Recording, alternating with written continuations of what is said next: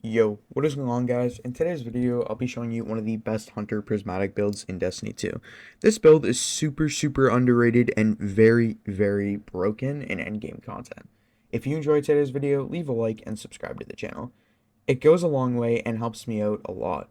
Nonetheless, guys, I would like to say we are doing a Final Shape annual pass giveaway.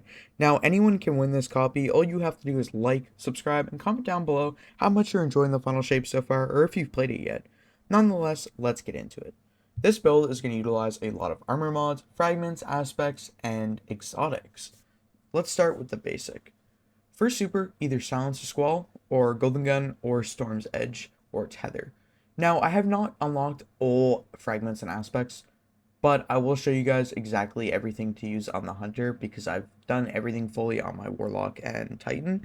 But of course, because you don't auto unlock them on all characters, I have to complete one character. It's kind of a pain. Yeah, so for supers, I would suggest either this super right here, Storm's Edge, or Silence and Squall, or Golden Gun if you're using the Still Hunt. For Transcendent, you have Transcendent, of course, and then Hall Fire Spike. For your abilities, definitely Gambler's Dodge for that reload and melee. The Gambler's Dodge gives you the melee ability back, but if you wanted to switch it from Marksman Dodge to give you that reload, if you're pairing this with something like a Still Hunt where you have to, reload for DPS, this dodge has a faster cooldown as well. I would suggest Acrobat though. For your jump, either Strafe, Triple Jump. These are definitely the best jumps right now. For your melee, you could either run a Shuriken, or I would honestly suggest a Threaded Spike. Threaded Spike severs enemies, and it is very good, but if you don't have that, definitely use Knife Trick or Shurikens. For your grenade, this is the heart of the build, the Duskfield Grenade. This has one of the fastest cooldowns out of all these grenades, besides the grapple, which, I mean, the grapple is not even really a grenade. It just kind of pulls you out of places that you need to be. Now, for the aspects, you're going to want to run Winter's Shroud. What this will do is dodging slows nearby targets. This is going to synergize with our Duskfield. When we dodge in our Duskfield, it's going to freeze the target, which then will allow us to melee the target and kill it instantly and do a lot of radius damage with a fragment that's going to synergize with our Duskfield. For your second perk, Stylish Executioner, this is going to grant you invisibility and true sight. So obviously with this build, you're going to definitely need some survivability, and invis is going to buy you some time to get your life back and your health. For your fragments, Facet of Hope, while you have an elemental buff, your class abilities regenerate more quickly. When you melee that target inside of your Duskfield, you're going to get that back.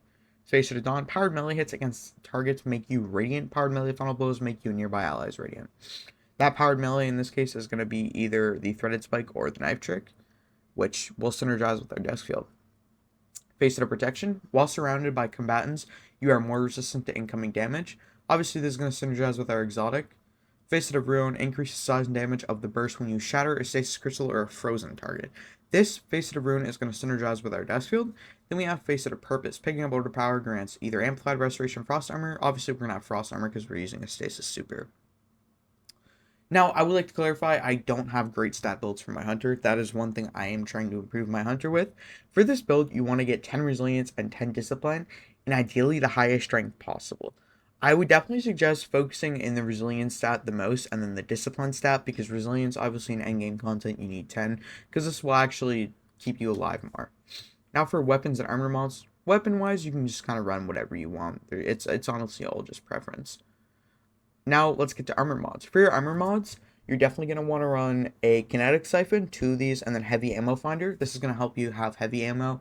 Now for your grenade, you're going to use grenade kickstart, 2 of them, and then fastball. Now the runal grasps are going to buff this build a lot. Your Duskfield grenades have a much larger effect radius. Allies inside the Duskfield gain frost armor, and targets inside the area deal reduced damage. So that's going to help keep you alive, and then you're going to have frost armor, which is then going to buff your melee.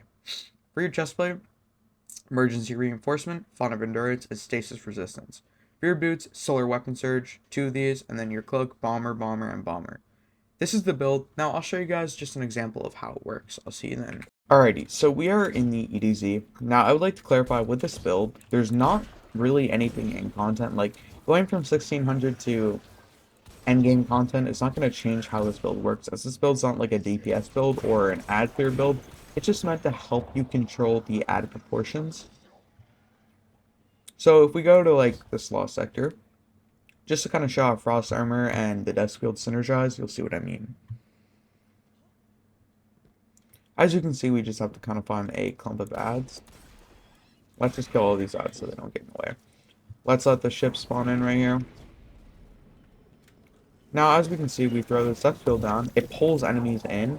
Now, when we go up and melee them, we're going to do a lot of damage. Now, obviously, this is going to change when you're in endgame content. But when you slow those targets, they're going to become frozen by your melee. Now, you're doing about 29k, even on endgame content things.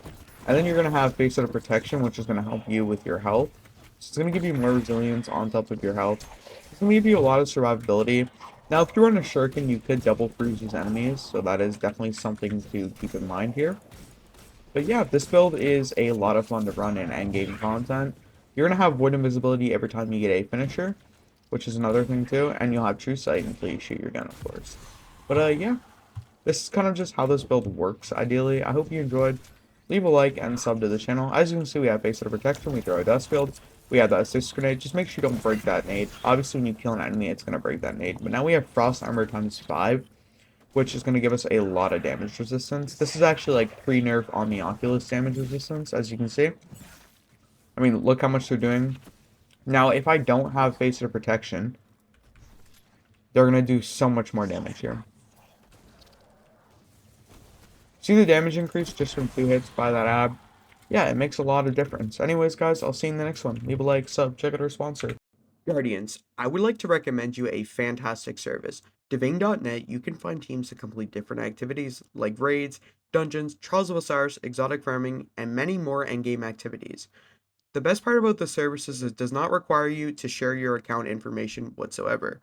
You don't need to give your login or password to order service that you like. All you have to do is select the self-play option. To do this, select something you like. In this case, I'll do Crow Design. You're going to choose your clear option. I'll be doing the full clear, so click full clear. Then select the self-play option. As you can see right now, we have $25. To get a discount, make sure you type in code HECTIC for a 15% discount here. As we can see right now, our total is $25.05. If we apply this coupon, we get $24, so you save $1. I would highly advise doing this. From here, you're going to choose a payment method. There's Visa, PayPal, and a few other payment options. In this case, we'll be using Visa.